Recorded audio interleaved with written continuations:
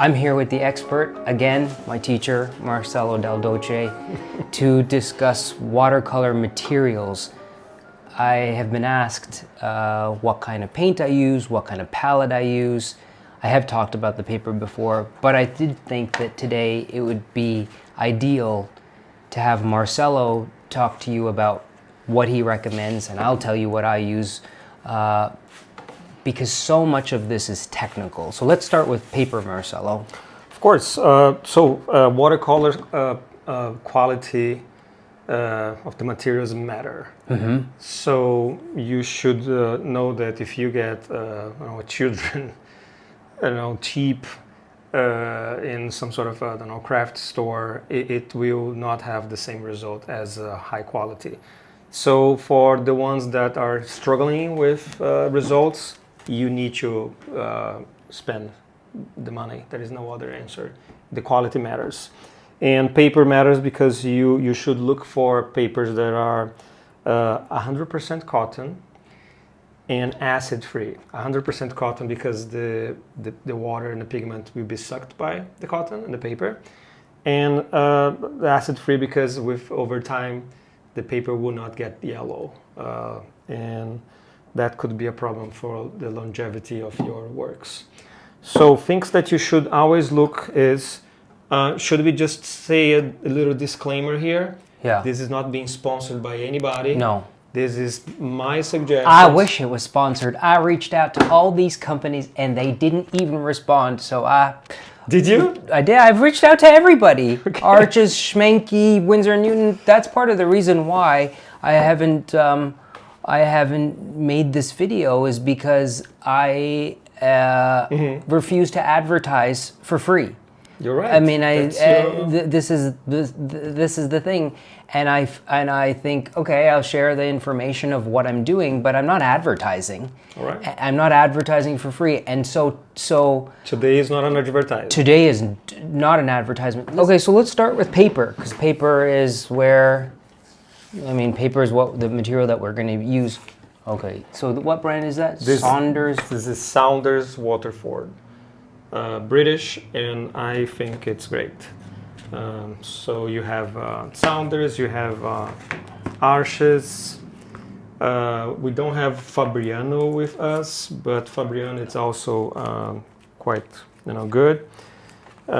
If I would, let's say, rank, I would say these two are in the same quality. Arches and Saunders. Saunders, and yes, you need to look for again. Arches is so well known that maybe they don't even bother to put acid free. But if there is a brand that you're buying and you're not sure, that's an unknown, make sure to see if it's acid free. Okay. What you should avoid is those watercolor boards paper that you buy in a cheap art store that says watercolor paper. Mm-hmm. Here's the trick. This is an example. This is Aquarello watercolor. From Il Papiro. Il Papiro. Which is like a fancy-ish, it seems like fancy Italian. Yeah. Il Papiro, they have that in Florence near the Ponte Vecchio. And it says cotton paper here, you see? Very big. So someone who's watching this video might think, oh, they said go buy cotton paper. Here we go, cotton paper. So Aquarello watercolor by Il Papiro, it says cotton paper, but when I painted, I felt this feels strange. It doesn't really absorb the water as I think it should. And then when I look on the back, pure cellulose paper. So do not just trust the front of what it is. It's like when you're buying, groceries. Mm-hmm. Check the ingredients, Mm-hmm. right? You know that thing. If there's too much ingredients, right? And we're not talking about food here, but you should know. And also the price. This was cheap, and I was like, okay, I'm gonna, maybe try out. And then I saw this first, and then when I paint, I thought, oops, there's something strange. Cellulose. Sometimes I've seen, because after you told me it has to be 100% cotton paper, when I'm in the art store, I look at the different brands, and there's the same situation where it says cotton paper on the cover, and when I turn it over to the back, it says 10% cotton.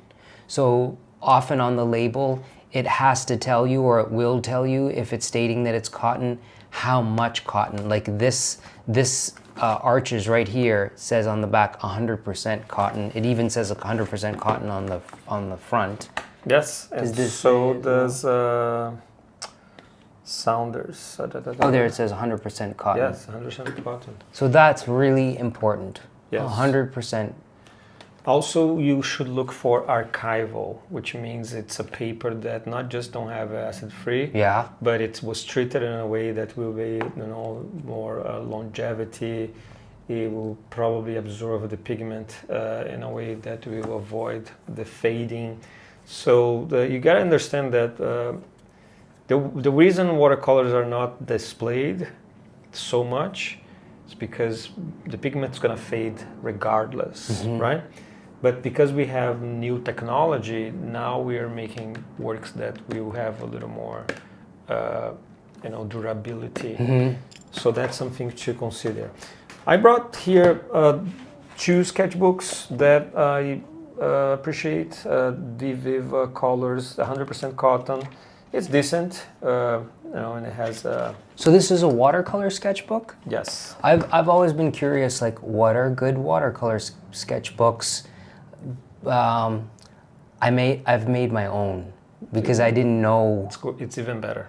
Like, I used Arches paper and I made my own. It's even better. But this is a brand.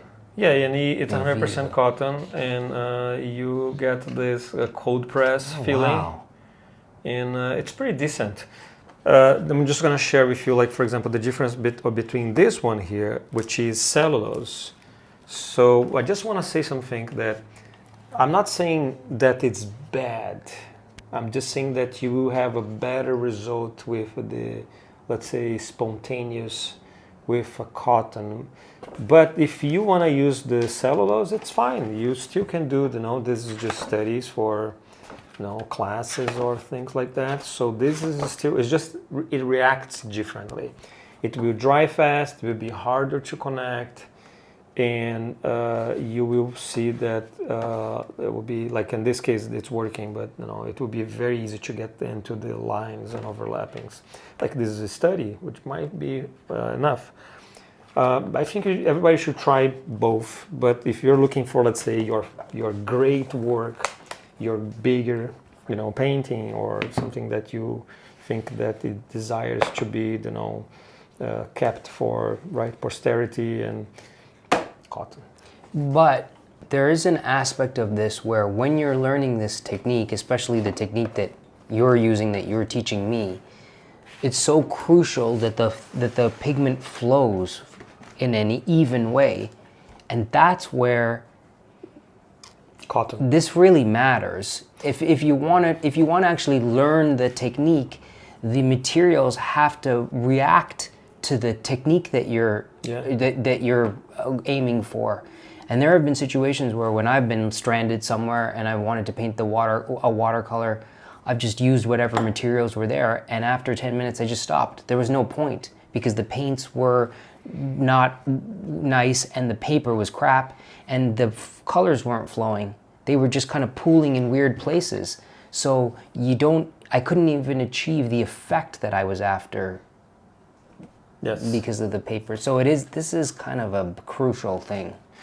Well, if budget it's a problem, then you get something that is 90 pounds. Oh, lighter paper. Lighter paper. Not as thick. Arches has it, Saunders has it, Fabriano has it, and it's a little thinner, and it's sometimes half of the price. Okay, that's great advice. That's something that the only thing is, if you have a thinner, you definitely need to tape, because it's gonna buckle, and but for like studies, great. You don't find. Let's talk a little bit about the kinds of paper that you buy. Like you have this, which is a block. No, this is not a block. No, I'm sorry. This is a pad of paper that tear. Can I open? Sure, yes. So this is the pad, which the sheets of paper are loose sheets, and then you tear one, you tape the edges, corners, and that's Onto good. a board. Onto something thicker, right? Yep. There are other ones that this side, which is the blocks, they're glued. Those are ready for painting, and you don't need to tear because the glue on the sides will keep the paper stable and it will not buckle. These ones that here is black with the blocks, you will see a little gap here without that black glue. That's when you get your, can I have your little Sure, knife? yeah, your little palette knife. After you paint, right? So you draw, you paint, it's stable. Once you're done, you just... But you let it dry. Thank you. So you have to let it dry completely before you cut it off, right? It must be dried completely, then you are able to... Oh, here. Oh, there we go. Right, so this is an example of a block that you see. So you draw, you make your painting, it's completely dry and you were happy with the end result. Then you get here and you right there, and then you can just cut. So imagine that that's your work, then the work would be completely flat. Just be gentle and make sure that it's not sharp, like an X-Acto we would cut the edges. And that's it. So it's pretty flat, and that would be your work. It doesn't involve tape, and also you will have the edges of the painting right here. So that's something nice, especially for landscapes or things like that. So just a friendly reminder that when you buy paper, you have 3 categories. One is the hot press, which you have basically no texture. Hot press means that the roller was heated, right? When it was making the paper? Yes, and it's almost like ironing your clothes. Ah. So then it gets all the texture smooth. So hot press will make smooth paper. Yep. And the cold press is the middle. So the press is cold. Yeah. So then you still have a little bit of texture, but it's not as much texturized. It's not as rough. As? Rough. And how is rough made? No roller? There is a roller, but it's the press. It's not as because basically it's how much the press is also. The pressure. The pressure. Okay, so not as much pressure. It's more the really texture of the cotton. Right? So when you buy, you see, cold press. Yep. That's, let's say, the standard 3 options of the biggest brands, right? Fabriano, Arches, they all have these names.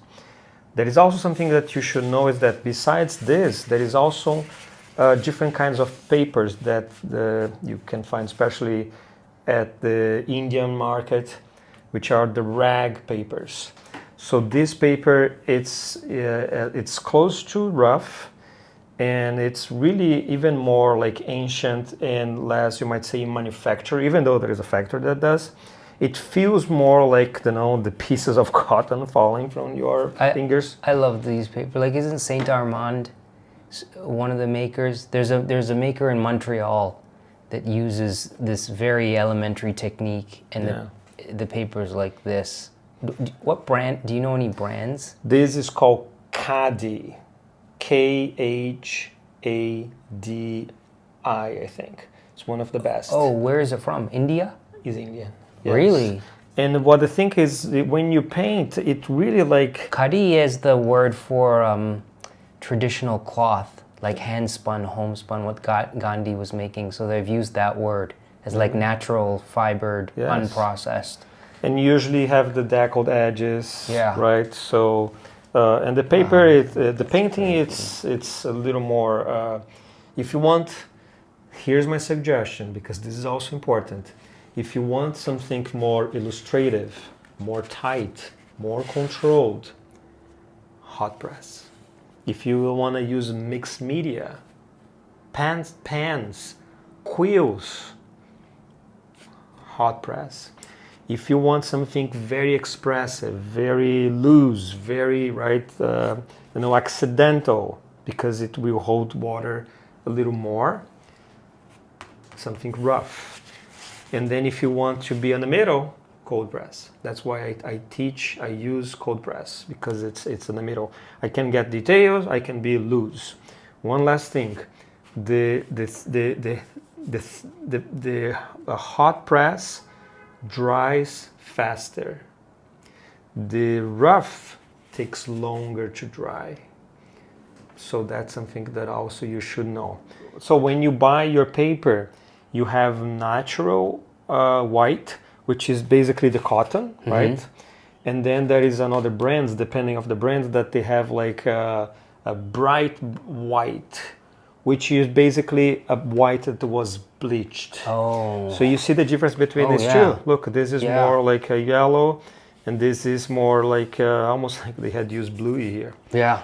So that's something that also that you should consider, like if you want, because this will matter once you paint. Like more of a bright day, I would use the bright white. And just a friendly reminder that all the brands, they all have their own names, their own ways to say, related to the whites of the paper. Hot press, cold press, rough, it's universal. The whiteness of the paper depends on the brand. Okay. One note about what I always get from students, what is the right side of the paper? So the brands, they have like some sort of emboss name in their paper. So for sounders, technically, this would be the right side that you use, right? Because you also don't feel the paint. If I'm painting this and it gets right here, you will barely see. Here, you would see the emboss. Right. So technically, this might be the right side because it has, let's say, less sizing. And I have friends and watercolor artists. They are very peculiar about that, and they believe there is a right side. I think the sides are all the same. I have never felt the difference, especially because when I do studies, I use both. Okay.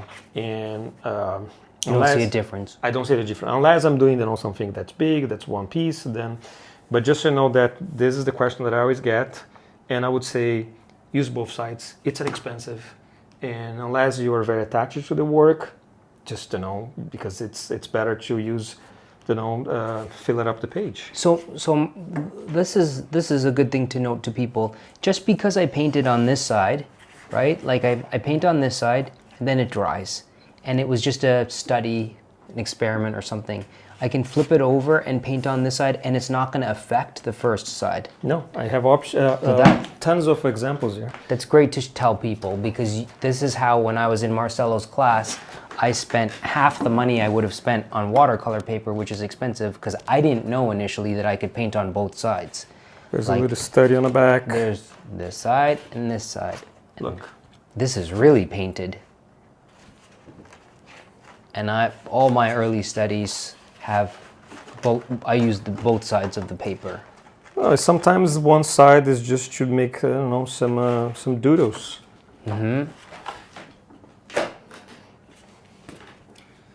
Yeah, that's great. That's a great thing to tell people. Or if you're testing the color, yeah, use the other side of something that you didn't like. Because remember, once you are painting and you decide to test the color, let's say you are painting a painting in a cold press. You don't test the color in a hot press. Right. Neither a printer paper. Yeah. You test at the same paper because each paper reacts differently. That's great.